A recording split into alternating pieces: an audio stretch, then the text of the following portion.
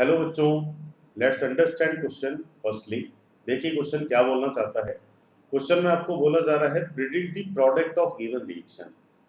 तो रिएक्टेंट आपका है मेटाक्लोरोबेंजल्डिहाइड और रिएक्शन करना है 50% KOH से।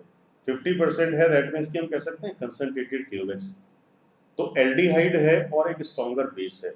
यहाँ पे दो ही मैकेनिज्म पॉसिबल हो सकते हैं। अगर अल्फा हाइड्रोजन होंगे तो एल्डोल रिएक्शन होगा, और अगर अल्फा हाइड्रोजन नहीं होंगे तो कहीं ना कहीं कैनिजारो रिएक्शन होगा।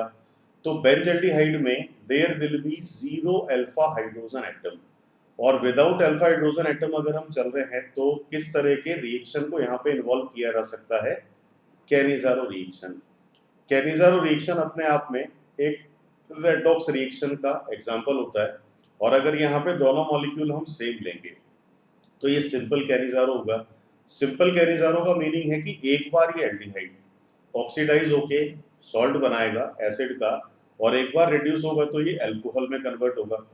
अब देखें कि अगर इसी मेटाक्लोरोबेंजल्डिहाइड का वन टाइम ऑक्सीडेशन हम कर रहे हैं तो वन टाइम ऑक्सीडेशन के बाद ये कन्वर्ट हो जाएगा potassium salt of benzoic acid में, और इसी का अगर एक बार रिडक्शन भी परफॉर्म किया जा रहा है तो रिडक्शन परफॉर्म होने का मीनिंग है कि इट कन्वर्ट्स इनटू CH2OH और बेंजाइल अल्कोहल।